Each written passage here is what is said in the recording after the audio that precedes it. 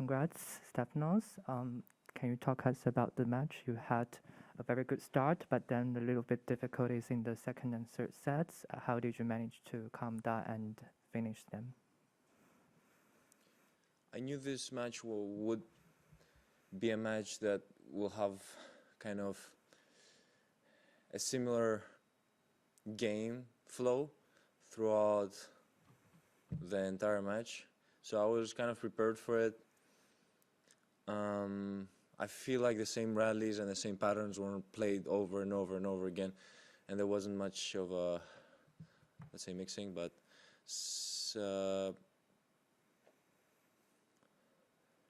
I was able to maintain that level. I was able to get back into the match at the second set when I went down for a little and fought back.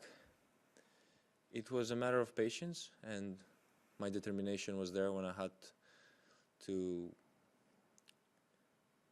put something more into my game. Mm-hmm.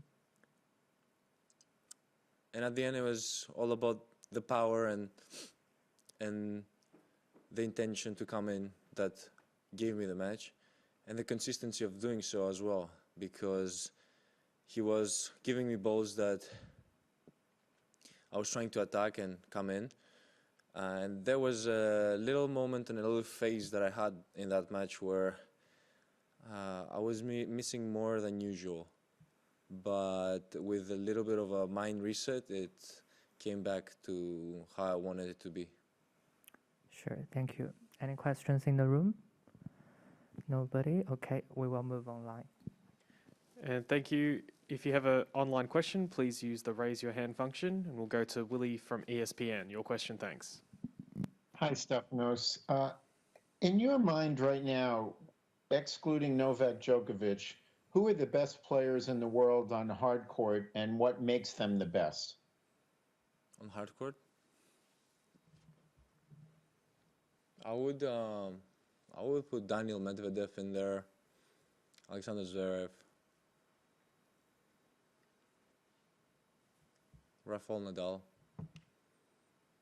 He has won a lot of titles on hard court.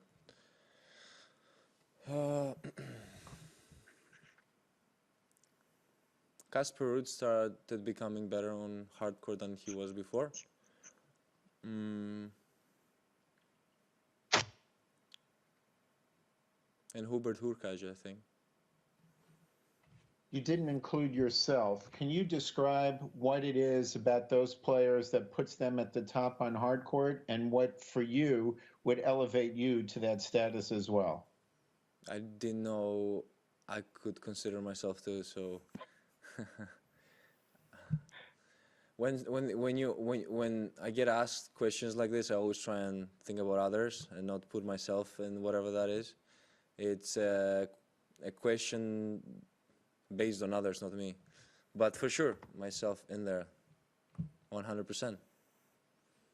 And what do you think is the biggest necessity for you to be successful on hard court specifically?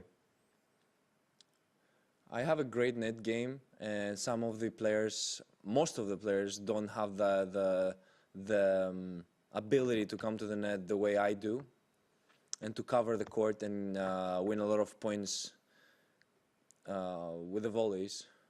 They simply don't have it.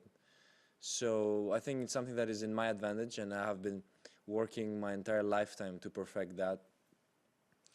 I think being on a good serve day and feeling good from the baseline, that it can be a huge additive to my game and give me big opportunities to do things that others simply wouldn't be able to, because they rely a lot on their baseline game. Obviously, their baseline game is great and rock solid, but they don't have a plan B if they feel like there is something else that they can add to that. They don't have the same net skills, I think, and I believe that I do. Perhaps other things they might have better than I, but in this department, I think I'm in favor. And we'll just take our final English question from Marcos, ATP Tour. Hi, Stefanos. Congratulations. Thank you. You're playing next Sebastian Baez from Argentina. I wanted to know if you know him and how it works for you when you have to play against someone maybe you didn't play before, or do you know nothing about him? I don't know Sebastian. I watched him play at the Next Gen finals.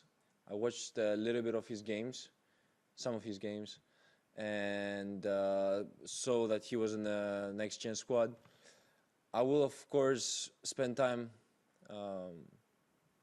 looking more most of his games that he had last year, and you know, it is tricky when you play against players that you've never seen that much before, and players that haven't really been exposed on the tour as much as others.